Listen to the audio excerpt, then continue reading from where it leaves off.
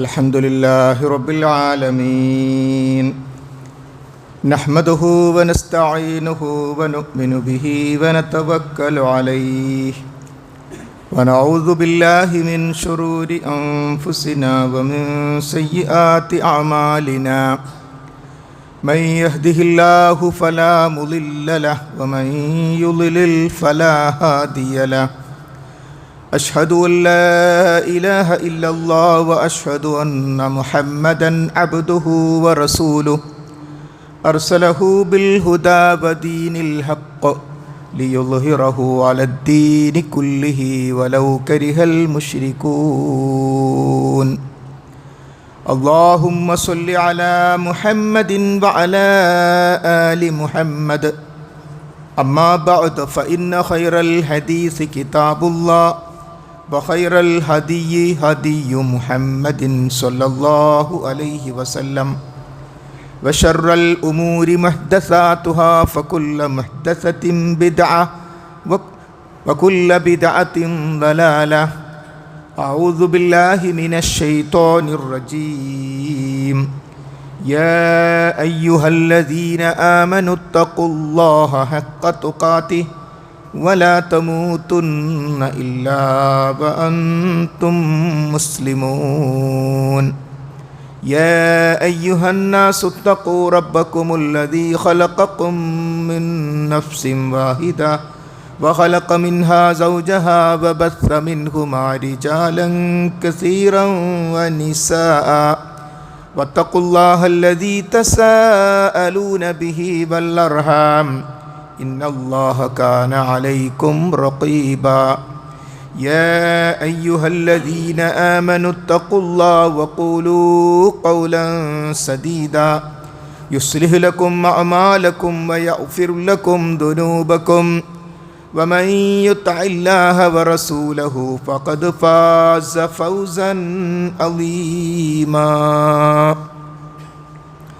റബ്ബ് സുബ്ഹാനഹു വ തആലയുടെ നിയമ നിർദ്ദേശങ്ങൾ ജീവിതത്തിൻ്റെ മുഴുവൻ മേഖലകളിലും പുലർത്തിപ്പാലിച്ച് ജീവിക്കണമെന്ന് നമ്മെ ഏവരെയും ഓർമ്മപ്പെടുത്തുകയാണ്, വസിയ്യത്ത് ചെയ്യുകയാണ്.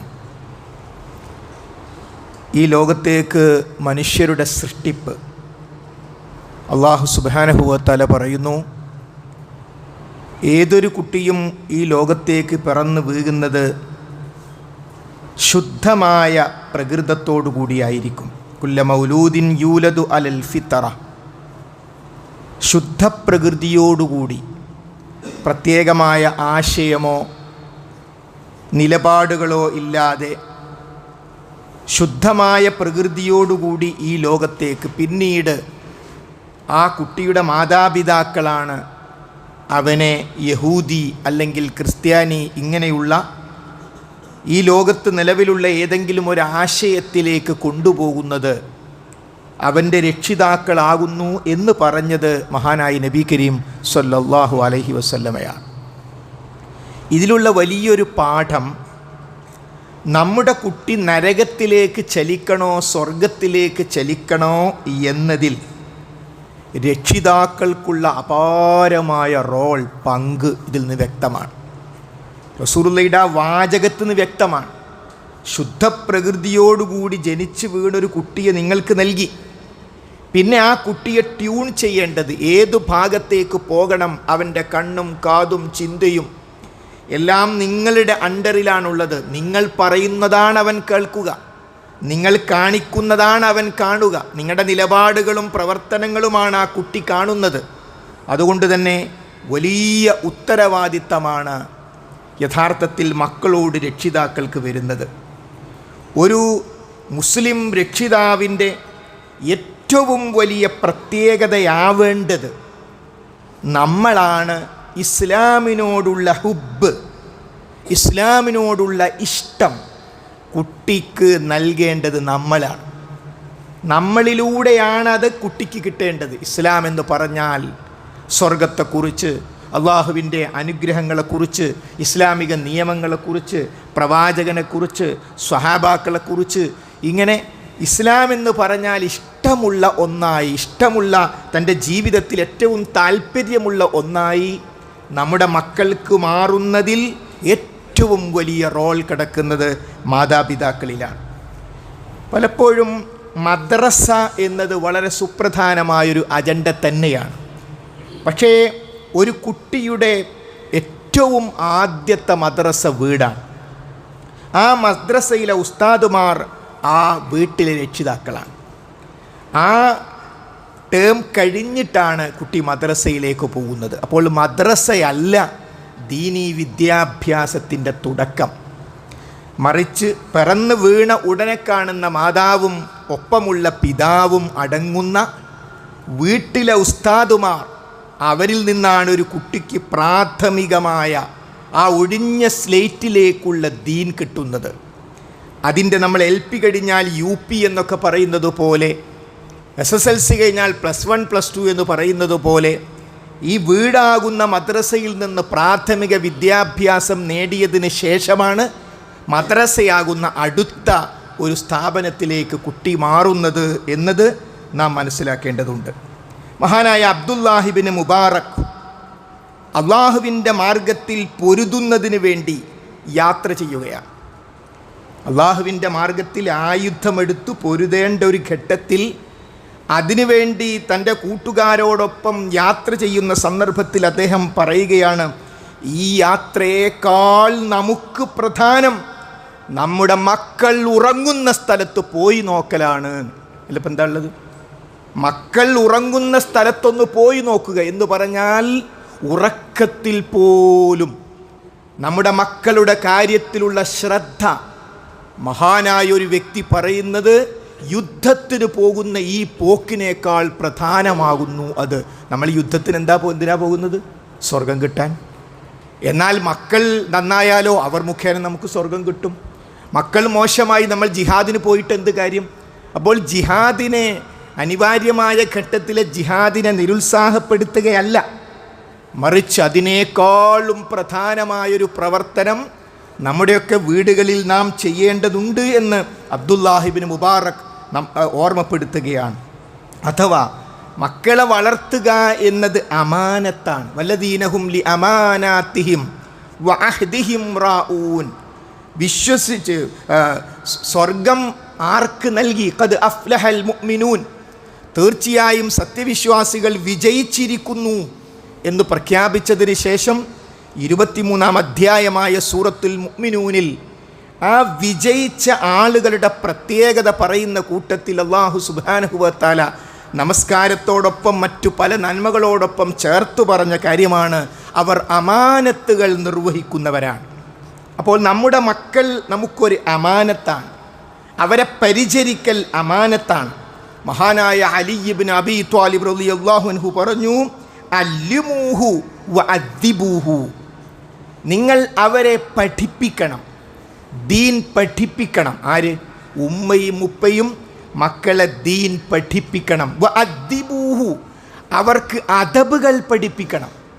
അദബുകൾ പഠിക്കാനല്ല മദ്രസയിൽ കൊണ്ടാക്കുന്നത്, അദബുകൾ പഠിക്കാനല്ല ദർസിൽ കൊണ്ട്. അദബ് പഠിച്ച കുട്ടിയാണ് അവിടെ ഏൽപ്പിക്കേണ്ടത്. അദബ് പഠിപ്പിക്കേണ്ടത് വീട്ടിൽ നിന്നാണ്. രണ്ടുപേർ സംസാരിക്കുമ്പോൾ മോനെ അതിൽ പോയി നമ്മൾ ഇടപെടാൻ പാടില്ല എന്ന് വീട്ടിൽ നിന്നാണ് പഠിക്കേണ്ടത്. അങ്ങനെ അദബുകൾ എന്തൊക്കെയുണ്ടോ ആ അദബുകൾ മുഴുവനും മഹാനായ നബി കരീം സല്ലല്ലാഹു അലൈഹി വസല്ലം പറഞ്ഞല്ലോ, നിങ്ങൾക്ക് കുട്ടികൾക്ക് കൊടുക്കാവുന്ന ഏറ്റവും പ്രധാനപ്പെട്ട സമ്മാനം കുട്ടികൾക്ക് ദീനിയായ ശിക്ഷണം നൽകലാണ്. കുട്ടികൾക്ക് സമ്മാനങ്ങളൊക്കെ ഇഷ്ടമല്ലേ? സമ്മാനങ്ങൾ വാങ്ങിക്കൊടുക്കുകയും വേണം. എന്നാൽ ഒരു രക്ഷിതാവിന് തൻ്റെ കുട്ടിക്ക് കൊടുക്കാവുന്ന ഏറ്റവും വലിയ സമ്മാനം ഇസ്ലാമികമായ, ആ കുട്ടിയെ ഇസ്ലാമികമായി സ്വർഗപാതയിൽ വളർത്തിയെടുക്കലാകുന്നു എന്ന്. നോക്കൂ, നമ്മൾ പേര് കേൾക്കുന്ന 4 മദ്ഹബിൻ്റെ ഇമാമിങ്ങൾ, ആ ഇമാമിങ്ങളെ മൊത്തം പരിശോധിച്ചാൽ, ലോകത്തറിയപ്പെടുന്ന പണ്ഡിതന്മാരെ പരിശോധിച്ചാൽ, അവരുടെ എല്ലാം പിന്നിലൊരു ഉമ്മയുണ്ട്, ഒരു ഉപ്പയുണ്ട്. അവർ നേരെ പോയി 7-ാം വയസ്സിൽ മഹാനായ ഇമാം ഷാഫി റഹ്മത്തുള്ളാഹി വിശുദ്ധ ഖുർആൻ മുഴുവനും കാണാതെ പഠിച്ചു. കാണാതെ പഠിക്കുന്നതിൻ്റെ പിന്നിൽ പ്രയാസപ്പെട്ട, പ്രാർത്ഥിച്ച, അധ്വാനിച്ച, ആഗ്രഹിച്ച ഒരു ഉമ്മയെ നമുക്ക് കാണാൻ കഴിയും, ഏത് മഹാന്മാരെ എടുത്താലും. അതുകൊണ്ട് തന്നെ നമ്മുടെ മക്കളെ നമ്മുടെ കൈ, പലരും പറയും പറഞ്ഞിട്ട് കേൾക്കുന്നില്ല. പറഞ്ഞിട്ട് കേൾക്കുന്ന വർഷങ്ങൾ ഒപ്പമുണ്ടായിരുന്നു. അപ്പം പറഞ്ഞിരുന്നോ? എന്തു പറഞ്ഞാലും കേൾക്കുന്ന, കാതു കൂർപ്പിച്ച് കേൾക്കുന്ന 3-ാം വയസ്സിൽ ഒപ്പമുണ്ടായിരുന്നില്ലേ? 4-ാം വയസ്സിലുണ്ടായിരുന്നില്ലേ? 6-ാം വയസ്സിലും 7-ാം വയസ്സിലും ഉണ്ടായിരുന്നില്ലേ? അപ്പം പറഞ്ഞു. അപ്പോൾ പറഞ്ഞാൽ കേൾക്കുന്ന സമയത്ത് പറയേണ്ട വിധം പറഞ്ഞും പഠിപ്പിച്ചും വളർത്തിയും കൊണ്ടുവന്നാൽ കൗമാരപ്രായത്തിലെത്തുമ്പോഴും നമ്മളോടൊപ്പം ഉണ്ടാകും. അതുകൊണ്ട് കുട്ടികളെ വളർത്തുക എന്നത് ഒരു ചെറിയ കാര്യമല്ല. മറിച്ച് അവരുടെ നരകവും സ്വർഗവും നിശ്ചയിക്കുന്നിടത്ത് മാതാപിതാക്കൾക്ക് വലിയ പങ്കാണുള്ളത്. അതേപോലെ തന്നെ വിശുദ്ധ ഖുർആനും പ്രവാചക ചര്യയും എടുത്താൽ മക്കളുമായി ബന്ധപ്പെട്ട് പറയുന്നിടത്തൊക്കെ ആ വിളി നമുക്ക് കാണാം. യാ ബുനയ്യ, എൻ്റെ പ്രിയപ്പെട്ട മകനെ. അപ്പോൾ മക്കളെ വിളിക്കേണ്ടതെങ്ങനെ? മോനെ എന്ന വിളി, മോളെ എന്ന വിളി, അതാണ് വേണ്ടത്. ഇനി അല്പം ദേഷ്യം പിടിച്ചാലൊക്കെ പേര് വിളിക്കാമെന്ന് മാത്രം. ഒരു കാരണവശാലും ഏതൊരു തരത്തിലുള്ള പ്രയാസപ്പെട്ട ഒരവസ്ഥ മക്കളിൽ നിന്നുണ്ടായാലും ഒരിക്കലും ശാപവാക്ക് പറയരുത്. മനസ്സുകൊണ്ടുപോലും ശപിക്കരുത്. നമുക്കൊരിക്കലും താങ്ങാൻ പറ്റാത്ത ഒരു നടപടി നമ്മുടെ പ്രിയപ്പെട്ട മകനിൽ നിന്ന് മകളിൽ നിന്ന് ഉണ്ടായി എന്ന് കരുതുക. അവിടെയും ചിന്തിക്കണം, അങ്ങനെയൊക്കെയാണെങ്കിലും അവൻ എൻ്റെ മകനാണല്ലോ, അവൻ എൻ്റെ മകളാണല്ലോ. കാരണം അങ്ങനെ ഒരു ശാപം വന്നാൽ റബ്ബത് സ്വീകരിച്ചിരിക്കും. പടച്ചോനെ, നീ ഇത് കാണുന്നില്ല, എൻ്റെ മോൻ എന്നോട് കാണുന്നെന്ന് പടച്ചോൻ ആ വിളി കേട്ടിരിക്കും.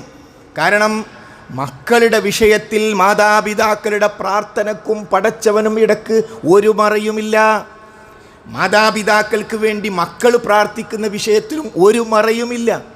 അതുകൊണ്ടാണ് പറയും, നമുക്ക് താങ്ങാൻ കഴിയാത്ത വിഷമം മക്കളിൽ നിന്നുണ്ടായാൽ പോലും ഒരു കാരണവശാലും നമ്മൾ അവരെ ഒരു കാരണവശാലും ശപിക്കാൻ പാടില്ല. ഹറമിലെ ഇപ്പോഴും 2 ഹറമുകളുടെയും ചാർജുള്ള സുദൈസി ഇമാം നമുക്കറിയാം. അദ്ദേഹം വലിയ വികൃതി കുട്ടിയായിരുന്നു. പക്ഷേ അദ്ദേഹത്തിൻ്റെ മാതാവ് നല്ലൊരു മാതാവായിരുന്നു. ഒരിക്കൽ വലിയ പ്രയാസം, ഒരു മണലെടുത്തിട്ട് ഭക്ഷണത്തിലേക്ക് ഇടുക പോലെയുള്ള വികൃതി കാണിച്ചപ്പോൾ നിന്നെ ഞാൻ ഹറമിലെ ഇമാമാക്കി കളയുമെന്ന് പറഞ്ഞു. ദേഷ്യം പിടിച്ചപ്പോഴും പറഞ്ഞത് അങ്ങനെയാണ്. ആ പ്രാർത്ഥന സ്വീകരിച്ചു. ആ പൊന്നുമോൻ ഇപ്പോൾ ഹറമിലെ ഇമാമാണ്. ആ മാതാവിൻ്റെ ആ സന്ദർഭത്തിലുള്ള മാതാവിൻ്റെ വിഷമം തീർത്തത്, വിഷമുണ്ട് ഭക്ഷണത്തിലേക്ക്, ചെറിയ കുട്ടിയാണ്, മണലൊക്കെ വാരുന്ന കുട്ടികളൊക്കെ അതൊക്കെ സാധാരണമാണ്. പക്ഷേ വിഷമം വന്നപ്പോൾ പറഞ്ഞത് അങ്ങനെയാണ്, നിന്നെ ഹറമിലെ ഇമാമാക്കുന്നു. ആ മാതാവിനും സുദൈസിക്കും അല്ലാഹു സ്വർഗം നൽകി അനുഗ്രഹിക്കുമാറാകട്ടെ. അപ്പോൾ സഹോദരങ്ങളെ, ഇമാം ബുഖാരി തങ്ങളെക്കുറിച്ച് നമുക്കറിയാം. അദ്ദേഹത്തിന് ചെറുപ്പത്തിൽ കാഴ്ച ഉണ്ടായിരുന്നില്ല, പക്ഷേ മാതാവ് പ്രാർത്ഥിച്ചു. മാതാവിൻ്റെ പ്രാർത്ഥന അല്ലാഹു സ്വീകരിച്ചു. ഇമാം ബുഖാരിക്ക് കാഴ്ച തിരിച്ചു കിട്ടി. മഹാത്ഭുതമായ പ്രാർത്ഥന, അഥവാ മാതാപിതാക്കളുടെ പ്രാർത്ഥന. ഒരു മകന് വേണ്ടി, മകൾക്ക് വേണ്ടി നമ്മൾ ആരും പറയാതെ നമ്മുടെ മാതാവും പിതാവും നമുക്ക് വേണ്ടി പ്രാർത്ഥിക്കുന്നുവെങ്കിൽ അതിനേക്കാൾ വലിയൊരു സൗഭാഗ്യം സഹോദരന്മാരെ സഹോദരിമാരെ നമുക്ക് കിട്ടാനില്ല. അതുപോലെ ആരും പ്രേരിപ്പിക്കാതെ മക്കൾ നമുക്ക് വേണ്ടി പ്രാർത്ഥിക്കുമെങ്കിൽ അതും ഏറ്റവും വലിയ സൗഭാഗ്യമാണ്. മാതാപിതാക്കൾക്ക് ഈ ലോകത്ത് ലഭിക്കുന്ന ഏറ്റവും വലിയ സൗഭാഗ്യമാണ്. അതുകൊണ്ട് നാം ചിന്തിക്കേണ്ടത്, നമ്മൾ മരണപ്പെട്ടാൽ, എല്ലാവരും മരണപ്പെടുമല്ലോ, നമ്മുടെ വീട്ടിലും ഒരു മരണത്തിൻ്റെ രംഗമുണ്ടാകും. എല്ലാവരും മരണപ്പെടും, യാതൊരു സംശയവുമില്ല. അങ്ങനെ മരണപ്പെട്ടാൽ നമ്മുടെ മയ്യത്ത് നമ്മുടെ മക്കൾ കുളിപ്പിക്കുമോ? നമുക്കൊരു പരീക്ഷയാണ്. നമ്മുടെ മയ്യത്ത് നമ്മുടെ മക്കൾ നമ്മളെ കുളിപ്പിക്കുമോ? അവർ ഖുർആൻ അറിയുന്ന മക്കളാണെങ്കിൽ അവർക്ക് ഇമാമ് നമസ്കരിക്കാം. ഖുർആൻ ഏറ്റവും അറിയുന്ന ആൾക്കാരായി ഇമാമ് നിൽക്കേണ്ടത്. അത് മക്കളിലുണ്ടെങ്കിൽ അവർക്ക് നിൽക്കാം. അപ്പോൾ ഇമാമ് നിൽക്കാൻ പറ്റുന്ന ഒരു മകൾ, ഒരു മകൻ ആ നിലക്ക് നമുക്കൊരു സമ്പാദ്യമായി ഉണ്ടോ? നമ്മൾ വിഷമിക്കുകയും പ്രയാസപ്പെടുകയും അല്ല വേണ്ടത്. അത്തരം ചോദ്യങ്ങൾക്ക് ഉത്തരം കണ്ടുപിടിക്കാനുള്ള പരിശ്രമത്തിൽ നമ്മൾ ഇറങ്ങിയാൽ ഒരു സംശയവുമില്ല, റബ്ബ് സുബ്ഹാനഹു വ തആലയുടെ സഹായം ആ തീരുമാനമെടുക്കുന്നവർക്കുണ്ടാകും എന്ന കാര്യത്തിൽ യാതൊരു സംശയവുമില്ല. അഥവാ വീടുകളിൽ ദീനീ സംസാരങ്ങൾ ഉണ്ടാകണം. നാട്ടിലുള്ള സർവ്വ വിഷയവും നമ്മൾ ഭക്ഷണം കഴിക്കുമ്പോൾ സംസാരിക്കും, വീട്ടിൽ വെച്ച് സംസാരിക്കും. അതേപോലെ നമ്മളാണ് ആ വീട്ടിലെ സംസാരം എന്താകണമെന്ന് നിയന്ത്രിക്കുന്ന മാതാവും പിതാവും. നിർബന്ധിച്ച് ദീനീ സംസാരത്തിലേക്ക് കൊണ്ടുവരലേ അല്ല, മറിച്ച് സ്വാഭാവികമായ സംസാരങ്ങൾ, ദീനിയായ സംസാരങ്ങൾ ഉണ്ടാകണം. വീടുകളിൽ ദീനിയായ സംസാരങ്ങൾ ഉണ്ടാകണം. അങ്ങനെ സ്വാഭാവികതയാണ് ദീൻ. ഇന്നിപ്പോൾ എന്താ മോൻ സുബൈക്ക് എണീറ്റില്ലല്ലോ, അപ്പം കാരണം പറയാം നാളെ ശ്രദ്ധിക്കണേ, ഇന്നാൾ സുബൈക്ക് വന്നു, നമുക്ക് നാളെ ഒന്നിച്ച് നോമ്പ് നോറ്റാലോ. അപ്പം മോൻ പറഞ്ഞു നമുക്കൊരു ടൂർ വേണോ, ടൂർ പോകാലോ. ടൂർ പോകാം. ആരാ ടൂർ ഇസ്ലാമിനെതിരല്ല. നബി കരീം സല്ലല്ലാഹു അലൈഹി വസല്ലം തൻ്റെ ഭാര്യമാർക്ക് വേണ്ടി സംഘടിപ്പിച്ചു. ഓരോരുത്തർക്കും പ്രത്യേക വാഹനങ്ങളെ നിശ്ചയിച്ചു പുറം ലോകം കാണാൻ വേണ്ടി. അത് ഈ പ്രകൃതിയുടെ ഭാഗമാണ്. ഒരു സ്ഥലത്ത് അടങ്ങിയിരിക്കുമ്പോൾ ഒന്ന് നമ്മൾ കടപ്പുറത്ത് കൊണ്ടുപോകണം കുട്ടികളെ. അത് ദീനാണ്. അതിനവർ കാമുകൻ്റെ ഒപ്പം പോവേണ്ടതില്ല, ചീത്ത കൂട്ടുകാരോടൊപ്പം പോകേണ്ടതില്ല. അവൻ പ്രിയപ്പെട്ട ഉമ്മയോടും ഒപ്പം പോയാൽ മതി. ദീനാണ് സഹോദരങ്ങളെ. ദീൻ എന്ന് പറഞ്ഞാൽ ജീവിതത്തിൻ്റെ സർവ്വ കാര്യങ്ങളെയും സ്പർശിക്കുന്നതാണ് ദീൻ എന്ന് പറയുന്നത്. ഏതെങ്കിലും ഒരു രംഗം ദീൻ വിട്ടുകളയുന്നേയില്ല. അപ്പം അതുകൊണ്ട് ആ വിഷയത്തിലും നമ്മുടെ കുട്ടികൾക്ക് സന്തോഷം നൽകുന്ന കാര്യത്തിലും അവർ തെറ്റായ മാർഗങ്ങളിലേക്ക് പോകേണ്ടതില്ല എന്ന തീരുമാനമായിരിക്കണം നമുക്കുണ്ടാകേണ്ടത്. അതുകൊണ്ട് തന്നെ ഈ ഒഴിവ് കാലം, ചിലർ പറയുന്നു ഒഴിവ് കാലം കുട്ടികളെ കൊണ്ട് വയ്യ. നേരെ തിരിച്ചല്ല. അൽഹംദുലില്ലാഹ് മക്കളൊക്കെ കണ്ടിട്ട് കുറേ ആയി, എല്ലാവരും വീട്ടിലുണ്ട്, ഞാൻ വലിയ സന്തോഷത്തിലെന്നല്ല പറയേണ്ടത്. അങ്ങനെയല്ലേ, തിരിച്ചല്ല പറയേണ്ടത്. എല്ലാവരും മക്കളും മരുമക്കളും എല്ലാവരും നമ്മളോടൊപ്പം ഉണ്ട്. നമ്മളൊന്ന് പ്ലാൻ ചെയ്യുക, അവരെ എങ്ങനെ കൊണ്ടുപോകാം. അവർക്ക് കളിക്കാൻ പോകാം, ടൂറ് പോകാം. പക്ഷേ എല്ലാ ജമാഅത്തിലും നമ്മളോടൊപ്പം അവർ പള്ളിയിലുണ്ട്. രാവിലെ എല്ലാവരും ഖുർആൻ ഓതുന്നുണ്ട്, മഗ്‌രിബ് നമസ്കരിച്ചാൽ ഖുർആൻ ഓതുന്നുണ്ട്, ദീനിയായ കാര്യങ്ങളിൽ ഇടപെടുന്നുണ്ട്, ഒപ്പം ഭൗതികമായ അവരുടെ താല്പര്യമുള്ള നല്ല കാര്യങ്ങളിലും ഇടപെടുന്നുണ്ട്. അപ്പം അതുകൊണ്ട് ഒഴിവുകാലം ഭാരമല്ല. ദീനിയായി ചിന്തിച്ചാൽ എപ്പോഴെങ്കിലുമൊക്കെ നമ്മുടെ മക്കളെ നമുക്ക് കിട്ടുക. അതൊരു വെക്കേഷൻ വരും അൽഹംദുലില്ലാഹ് എന്ന് പറയുന്ന അവസ്ഥയിലേക്ക് എത്തുന്നിടത്തും ചില ശൂറകൾ ആവശ്യമുണ്ട്. ചില കൂടിയാലോചനകൾ, ഭാര്യയും ഭർത്താവും തമ്മിൽ, ഉമ്മയും മക്കളും തമ്മിലൊരു കൂടിയാലോചന വേണം. ഈ മെയ് മാസം, ഏപ്രിൽ മാസം നമുക്ക് എങ്ങനെ ചെലവഴിക്കാം?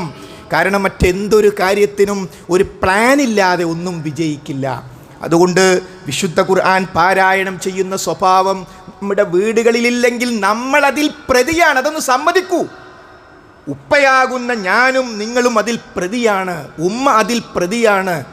ആ ഭാഗം നമ്മൾ ഒഴിവാക്കണമെങ്കിൽ സ്വയം മാറാൻ നമ്മൾ തയ്യാറാകണം.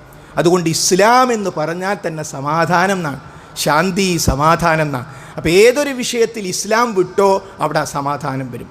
അതുകൊണ്ട് കുടുംബജീവിതത്തിൽ മക്കളുമായി ബന്ധപ്പെട്ട വിഷയങ്ങളിൽ സമാധാനത്തിൻ്റെ, ശാന്തിയുടെ പാതയിലേക്കെത്താൻ നമ്മൾ ഓരോരുത്തരും ആഗ്രഹിക്കുകയും പ്രാർത്ഥിക്കുകയും ചെയ്യുക. റബ്ബ് സുബ്ഹാനഹു വ തആല തൗഫീഖ് നൽകി അനുഗ്രഹിക്കുമാറാകട്ടെ.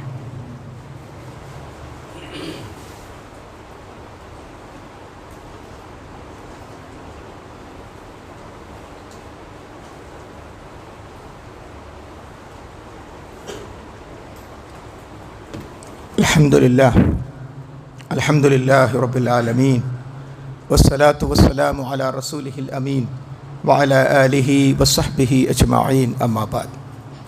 ഒരിക്കൽ കൂടി റബ്ബ് സുബ്ഹാനഹു വ തആലയുടെ നിയമനിർദ്ദേശങ്ങൾ ശ്രദ്ധിക്കണം, സൂക്ഷിക്കണമെന്ന് ഓർമ്മപ്പെടുത്തുകയാണ്.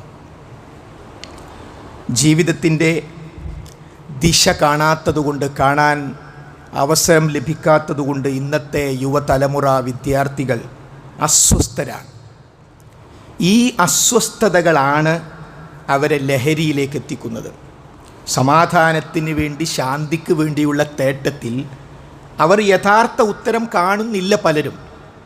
ആ ഉത്തരം കാണാതിരിക്കുമ്പോൾ അവരുടെ മുമ്പിൽ കാണുന്ന സൊല്യൂഷനുകളിലേക്ക്, പരിഹാരങ്ങളിലേക്ക് അവർ പോകും. അതുകൊണ്ട് ഇന്ന് കാണുന്ന സമൂഹം മൊത്തം അനുഭവിക്കുന്ന, അത് മുസ്ലിം വീടുകളിലേക്കും ഇരച്ചെത്തിയ ഈ യുവതലമുറ ഒരു ഭാരമാകുന്നുവോ എന്ന വിഷയത്തിലും ഏറ്റവും കൃത്യവും വ്യക്തവുമായ തീരുമാനം ഇസ്ലാമിനുണ്ട്. എന്താണ് അവർക്ക് കൊടുക്കേണ്ട പരിഹാരം? ആ പരിഹാരം ജീവിതം എന്തിന് എന്ന് നമ്മുടെ മക്കൾ പഠിക്കലാണ്. എവിടുന്ന് വന്നു, എങ്ങോട്ട് പോകുന്നു, എന്താണ് ഈ ജീവിതത്തിൻ്റെ ലക്ഷ്യം എന്ന് നമ്മുടെ ഓരോരുത്തരുടെയും മക്കൾ അറിയണം. അതറിയാനുള്ള മാർഗം വിശുദ്ധ ഖുർആൻ്റെ ആശയ ലോകത്തേക്ക്, തിരു ഹദീസിൻ്റെ ആശയ ലോകത്തേക്ക് നമ്മുടെ മക്കൾ വരിക എന്നാണ്. My body my choice. My body my choice. എൻ്റെ ശരീരം അതെൻ്റെ ചോയ്സാണ്. ഞാൻ എന്ത് ചെയ്യണം ഞാനാ തീരുമാനിക്കുക. ഞാൻ മരുന്ന് ഉപയോഗിക്കണോ വേണ്ടേ അത് ഞാനാ തീരുമാനിക്കുക. കേട്ടാൽ വിചാരിക്കും ഇത് ഭയങ്കരമായ അവാർഡ് കൊടുക്കേണ്ട വർത്തമാനം. മൈ ബോഡി മൈ ചോയ്സ് ആണോ യഥാർത്ഥത്തിൽ? ഞാൻ കഞ്ചാവ് അടിച്ചാൽ നിങ്ങൾക്കെന്താ? ഞാൻ MDMA ഉപയോഗിച്ചാൽ നിങ്ങൾക്കെന്താ? അതെനിക്കല്ലേ? ശരിയാണോ ആ ചോദ്യം? ഒരാൾ മയക്കുമരുന്ന് ഉപയോഗിച്ചാൽ ആ വ്യക്തിക്ക് മാത്രമാണോ പ്രശ്നം? ആ വ്യക്തി തന്നെ നശിച്ചു പോകും. അകാല വാർദ്ധക്യം വരും. 35-ാമത്തെ വയസ്സിൽ 36-ാമത്തെ വയസ്സിൽ വയസ്സനെ പോലെ ആയിപ്പോകും. ആ ശരീരത്തിൽ സംഭവിക്കുന്ന ഒന്നാണ്. ഓർഗാൻസിനത് ബാധിക്കും, അവയവങ്ങളെ ബാധിക്കും, സംശയമില്ല. അവനു മാത്രമാണോ പ്രശ്നം? അവൻ വിവാഹിതനാണെങ്കിൽ അത്രയധികം അസമാധാനം അനുഭവിക്കുന്ന ഒരു ഇണ വേറെ ഉണ്ടാകുമോ? അവന് മക്കളുണ്ടെങ്കിൽ, അവന് മാതാപിതാക്കളുണ്ടെങ്കിൽ, അവൻ്റെ നാട് എല്ലാം പ്രശ്നത്തിലല്ലേ? ഒരാൾ മയക്കുമരുന്ന് ഉപയോഗിച്ചാൽ, ഒരാളൊരു തെറ്റ് ചെയ്യുമ്പോൾ അയാളുടെ മാത്രം പ്രശ്നമാണ് നിങ്ങൾക്കെന്താ എന്ന ചോദ്യത്തിന് അർത്ഥമില്ല. എല്ലാവർക്കും പ്രശ്നമുണ്ട്. ആ തെറ്റിൻ്റെ അനുനരണങ്ങൾ, അതുമായി ബന്ധപ്പെട്ട വിഷയങ്ങൾ എല്ലാവരും അനുഭവിക്കണം എന്നർത്ഥം. അതുകൊണ്ട് തന്നെ ജീവിത ലക്ഷ്യം കൃത്യമായി ഹല്ലത്താലൽ ഇൻസാനി ഹൈനും മിനദ്ദഹരി ലം യകുൻ ശൈഅം മദ്കൂറാ. എല്ലാ വെള്ളിയാഴ്ചയും നബി കരീം സല്ലല്ലാഹു അലൈഹി വസല്ലം സുബ്ഹ് നമസ്കാരത്തിൽ 2-ാമത്തെ റക്അത്തിൽ പാരായണം ചെയ്ത നമ്മളിൽ എത്ര പേർ അങ്ങനെ ഒരു സൂറത്ത് കേട്ടിട്ടുണ്ട്? ഇന്ന് വെള്ളിയാഴ്ചയായിരുന്നു. നമ്മൾ എത്ര പേർ ഇന്ന് വെള്ളിയാഴ്ച ദിവസം ഒരു മനുഷ്യൻ്റെ ജമാഅത്ത് നമസ്കാരങ്ങളിൽ ഏറ്റവും പ്രതിഫലാർഹമാണ് വെള്ളിയാഴ്ചത്തെ സുബ്ഹ്. നമുക്കത് കിട്ടിയോ? ഇല്ലെങ്കിൽ കിട്ടണം സഹോദരങ്ങളെ. അതിനനുസരിച്ച് വ്യാഴാഴ്ച രാത്രി കിടക്കുമ്പോൾ ആഗ്രഹമുണ്ടാകണം. അള്ളാഹു തൗഫീഖ് ചെയ്യുമാറാകട്ടെ. ഹല്ലത്താലൽ ഇൻസാനി ഹീനും മിനദ്ദഹരി ലം യകുൻ ശൈഅം മദ്കൂറാ. മനുഷ്യൻ്റെ മേൽ അവൾ ഒന്നുമല്ലാത്ത, പറയത്തക്ക ഒരു പ്രസ്താവ്യ യോഗ്യമല്ലാത്തൊരവസ്ഥ, ആ ഒരു ഘട്ടം കാലത്തിൽ നിന്നും നിങ്ങളുടെ മേൽ കഴിഞ്ഞു പോയിട്ടില്ലയോ? ഖുർആൻ്റെ ചോദ്യമാണ്. നിങ്ങളൊന്നും ഇവിടെ ഇല്ലാത്തൊരവസ്ഥ നിങ്ങളുടെ മേൽ കഴിഞ്ഞു പോയിട്ടില്ലേ?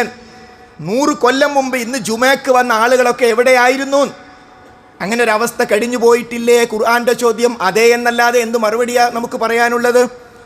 ഇന്നാ ഖലഖ്നൽ ഇൻസാന മിൻ നുത്ഫത്തിൻ അംശാജിൻ നബ്തലി ഫജഅൽനാഹു സമീഅൻ ബസീറാ.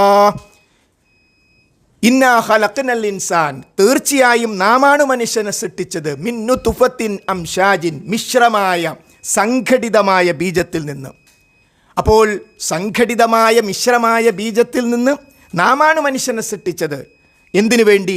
നബ്തലീഹി, നാം അവളെ പരീക്ഷിക്കുവാൻ വേണ്ടി. അല്ലാഹു സുബ്ഹാനഹു വ തആല നമുക്ക് പഠിപ്പിച്ചു തരുന്നു, ജീവിതം എന്ന് പറയുന്നത് അത് പരീക്ഷണമാകുന്നു. അല്ലെന്ന് പറയാൻ നമുക്ക് എത്ര പേർക്ക് സാധിക്കും?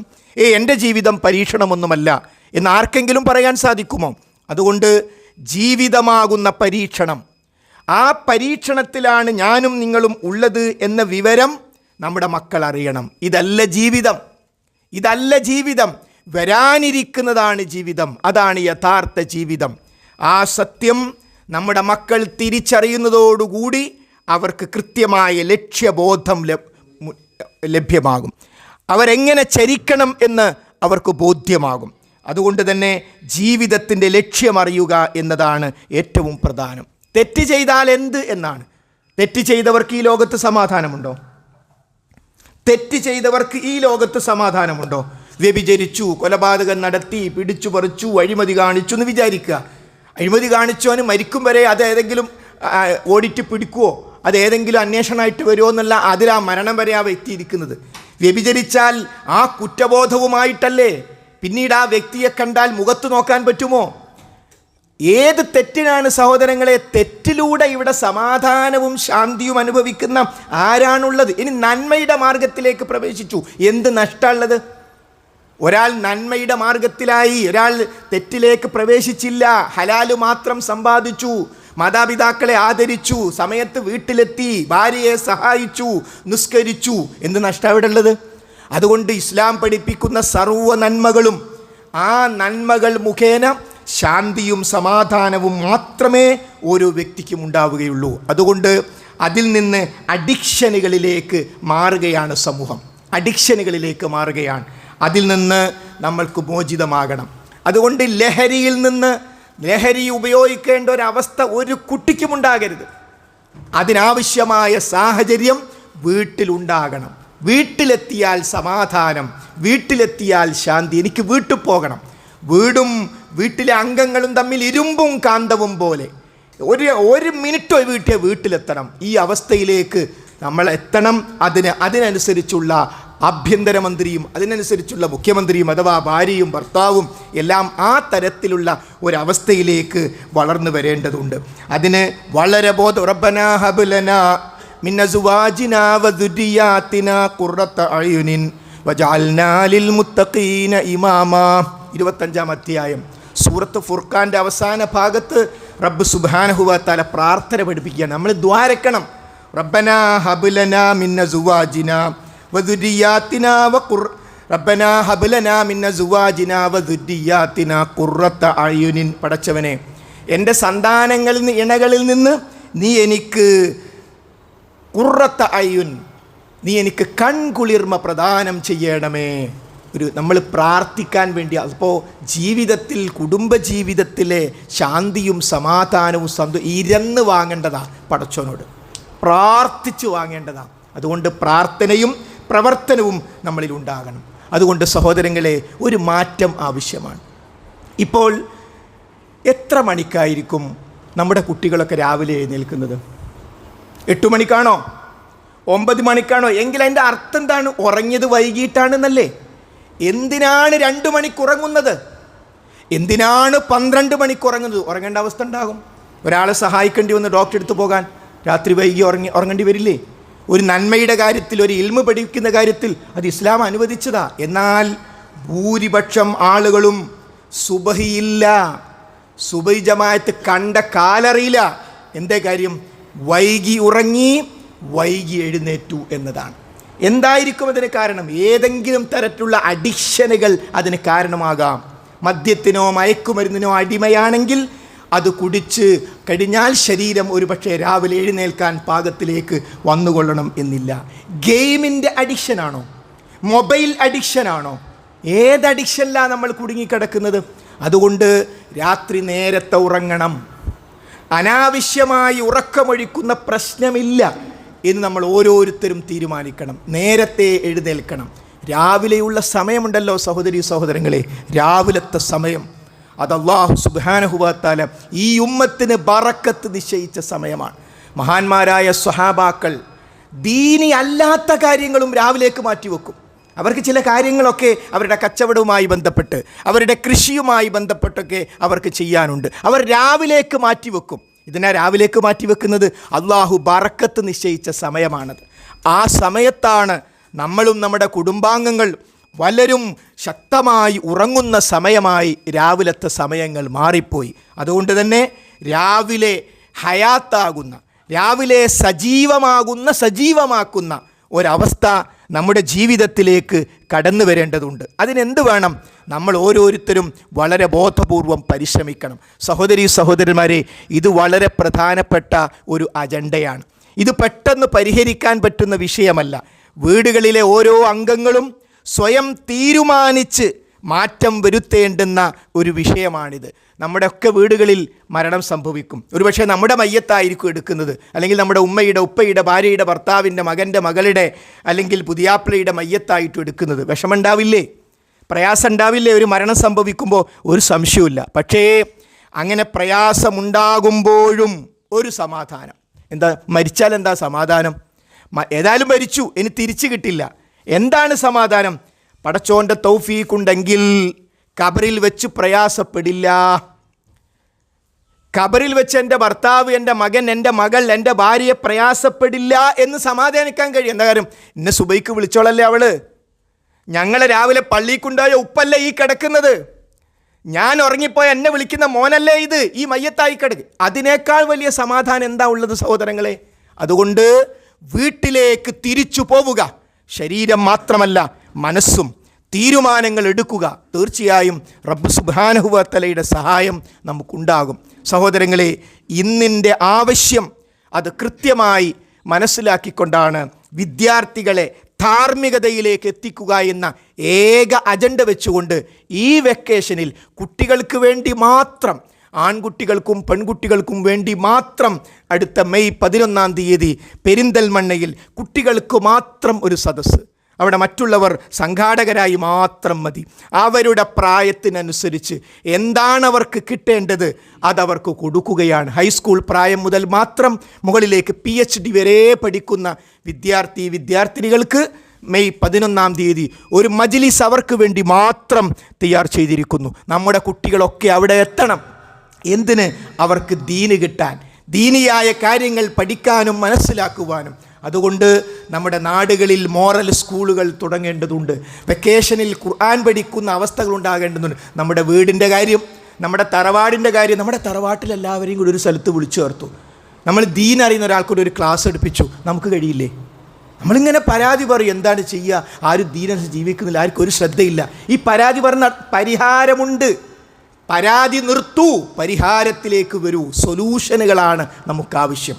അതുകൊണ്ട് ആ പരിഹാരത്തിൻ്റെ വക്താക്കളാകാൻ നമുക്ക് സ്വാധീനമുള്ളിടത്ത് നമ്മൾ ദീൻ നടപ്പാക്കണം. അതിന് നമ്മൾ ഓരോരുത്തരും പരിശ്രമിക്കണം. അതോടൊപ്പം ഏറ്റവും വലിയ ആയുധമാകുന്ന പ്രാർത്ഥന നമ്മൾ കയ്യിലെടുക്കണം. ഏതൊരു വിഷയത്തിലും റബ്ബ് നമ്മളെ പരിഗണിക്കുക നമ്മുടെ മനസ്സ് നോക്കിയിട്ടാണ്. അതുകൊണ്ട് ആത്മാർത്ഥമായി റബ്ബിനോട് കൈനീട്ടാൻ നമുക്ക് ഓരോരുത്തർക്കും സാധിക്കേണ്ടതുണ്ട്. ഈ സന്ദർഭത്തിൽ ഈ ജുമഅക്ക് പങ്കെടുത്ത എല്ലാ രക്ഷിതാക്കളോടും പറയുന്നു, നമ്മുടെ വീടുകളിലും കുടുംബങ്ങളിലുമുള്ള ആൺകുട്ടികളെയും പെൺകുട്ടികളെയും നമ്മൾ രജിസ്റ്റർ ചെയ്ത് 11 നമുക്ക് പെരിന്തൽമണ്ണയിൽ അവർക്ക് വേണ്ടി മാത്രം സംഘടിപ്പിക്കുന്ന, ലോകത്ത് അറിയപ്പെടുന്നവരും ഇന്ത്യയിലെയും കേരളത്തിലെയും പണ്ഡിതന്മാരും സ്കോളേഴ്സും അണിനിരക്കുന്ന 6 മുതൽ സൊല്യൂഷൻ എന്ന പേരിൽ ഒരു സ്പെഷ്യൽ പദ്ധതി അവിടെ അതേ ഹാളിൽ അതേ ഗ്രൗണ്ടിൽ നടപ്പാക്കുന്നുണ്ട്. ആർക്കും ടൂർ പോലെ പോയി കണ്ടുവരാവുന്ന ഇസ്ലാമാകുന്ന സൊല്യൂഷൻ കുട്ടികൾക്ക്, പ്രത്യേകിച്ച് അവരുടെ പ്രായത്തിലുള്ളവർ കാണേണ്ടുന്ന സംവിധാനങ്ങളാണ്. അതുകൊണ്ട് നമ്മൾ ഓരോരുത്തരും നിരാശ നിർത്തുക, പരാതി നിർത്തി. എനിക്കെന്ത് ചെയ്യാൻ പറ്റും? ആദ്യം എൻ്റെ മക്കളുടെ വിഷയത്തിൽ എനിക്ക് എന്ത് ചെയ്യാൻ പറ്റും? കഴിഞ്ഞ ദിവസം നമ്മളൊരു മയ്യത്ത് സംസ്കരണ പരിപാടി സംഘടിപ്പിച്ചു. അവിടെ നമ്മൾ പ്രതീക്ഷിച്ചത് 150 പേരെയാണ്. പക്ഷേ 300ഓളം സ്ത്രീകളാണ് എത്തിയത്. അതിൻ്റെ അർത്ഥം എന്താ? നിങ്ങളൊന്ന് ഞങ്ങൾക്ക് ദീൻ പറഞ്ഞു തരൂ, ഞങ്ങൾ വരാൻ തയ്യാറാണ് എന്നാണ്. ഒരു ചെറിയ നമ്മുടെ താണയിൽ സംഘടിപ്പിച്ചൊരു പരിപാടി. അവിടെ AC ഹാൾ അവസാനം ചൂടായിപ്പോയി. ആരോടെങ്കിലും കയറണ്ടെന്ന് പറയാൻ പറ്റുമോ?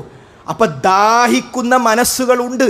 പക്ഷേ വേദി ഒരുക്കി കൊടുക്കാൻ നമ്മൾ തയ്യാറല്ല എന്നതാണെങ്കിൽ നമ്മൾ തിരുത്തണം. നമ്മുടെ തറവാട്ടിലെ എല്ലാവരെയും നമ്മളൊരു സ്ഥലത്ത് ഒരുമിച്ച് ചേർക്കുന്നു. നിങ്ങൾ ഈ പള്ളിയിൽ പറയൂ, പണ്ഡിതന്മാരെ തരാം. എന്തിന്? സംഘടന വളർത്താനല്ല, ദീൻ മനസ്സിലാക്കി കൊടുക്കാൻ. അതുകൊണ്ട് സഹോദരങ്ങളെ, സൊല്യൂഷനാണ് വേണ്ടത്. പ്രശ്നങ്ങളുടെ ആധിക്യം പറഞ്ഞ് സംസാരിക്കലല്ല നമുക്ക് വേണ്ടത്. ആ സൊല്യൂഷനുകളിലേക്ക് നമുക്ക് വരണമെങ്കിൽ നമ്മൾ തീരുമാനമെടുക്കണം. ആ തീരുമാനം റബ്ബിൽ ഭരമേൽപ്പിക്കാൻ നമുക്ക് സാധിക്കണം. അല്ലാഹു സുബ്ഹാനഹു വ തആല നമ്മെ ഓരോരുത്തരെയും അനുഗ്രഹിക്കുമാറാകട്ടെ. വന്നുപോയ തെറ്റുകളും കുറ്റങ്ങളും റബ്ബ് സുബ്ഹാനഹു വ തആല നമുക്ക് വിട്ടുപുറത്ത് മാപ്പാക്കി തരുമാറാകട്ടെ. നമ്മിൽ, നമ്മുടെ വീട്ടിൽ, നമ്മുടെ കുടുംബം